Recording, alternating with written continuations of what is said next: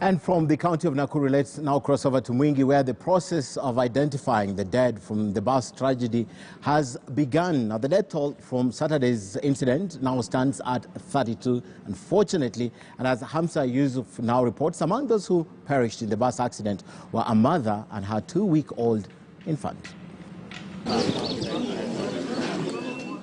Mavis Makau is still in shock from the Saturday tragedy. He lost his wife and his 2-week-old baby, who perished on Saturday when the bus they were in plugged into River Nzeu. Alikuwa anasafiri kutoka hospitali ya Garissa akafika pale Ngune kwa kishukio ya mtu. Akiwa pale basi kaja ikasemekana kwamba wanafikisha watu na ikawapa lift. Kwa sasa wakateketea ndani ya maji kwenye ile ni safari yao. In the mortuary, he was accompanied by other family members who also lost their loved ones as they traveled to attend a wedding ceremony at New area. Mimi nikasimia, dada wawili waliaga and watoto wawili ni my nieces. Yeah, first cousins. A few kilometers away, we met Josiah Mutua, who managed to rescue 2 children. Kafikiria haraka nikachukua mtoto wa sistangu mmoja. Nikamweka saidi yangu, kazi yangu akachukua huo mwingine, sistangu sasa, wakatumwashikilia. Alafu tukafikiria mbio tukaanza kupiga ngumi hiki wa nyuma. According to him, the incident of that day happened so fast. He regret not saving his own mother and sister. Sasa mimi nikatoka kwa gari, nikiingia kwa maji sijui ile hapenaje, lakini before nitoke, the last face I saw on that bus ilikuwa sistangu. His neighbor Khalid Maka also lost his mother and his elder brother. Na tunaomba sana kama watu wenye uwezo, hatutaki kuona familia zingine zikipitia shida ambazo sisi tumeweza kuzipitia. Kwa hivyo wenye uwezo, wenye haki, wenye kuwa na majukumu kama yale waweze kuchukua washike mkono na wahakikishe hii hali haitatokea watu wengine, waweze kutengeza mahali kama pale na mahali pengine popote ambapo panawezekana kuwa na kitu kama kile. Kitui County CC in charge of health, Dr. Winnie Kitetu, says the process of identifying the dead had started.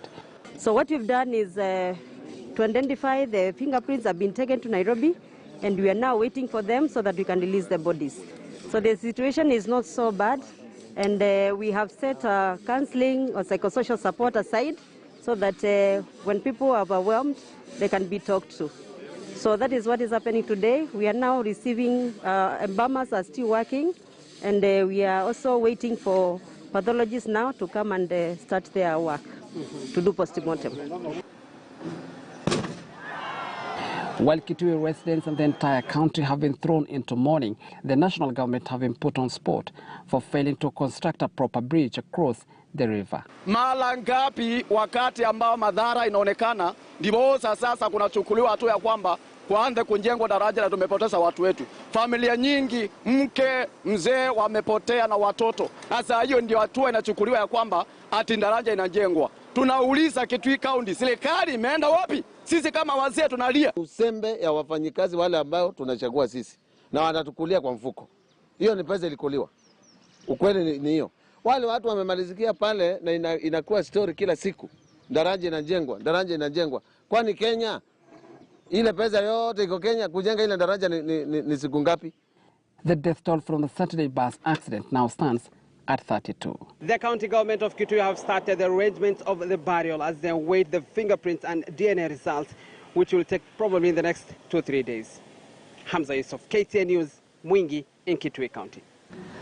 And as the identification of the bodies begin, well, it's a tragic story that will hit the headlines in the days to come. And in fact, tomorrow morning, the Bold newspaper highlights this, talks about it. This is the headline tomorrow in the Bold newspaper because only the Bold speak the truth. Let's take a look at the Standard for tomorrow. They paid for state neglect with their lives because on December 14th, 3 years ago, the infrastructure PS, Paul Maringa, assessed the bridge, urged locals to calm down and promised an emergency intervention, saying its renovations was a priority, but the national and the county government slept on the job. As a result, 32 people are dead today. And of course, there are other stories also in the Bold newspaper making your headline tomorrow. Raila in the capital city as DP Ruto stars Central Kenya. That story also front page of the Standard, middle pages of your favorite newspaper. And also, there is an opinion there. President Kenyatta out of touch with reality.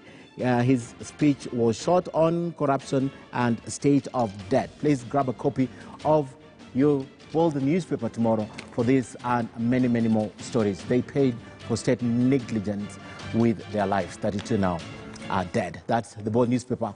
Today's news tomorrow, actually. Away from that, it's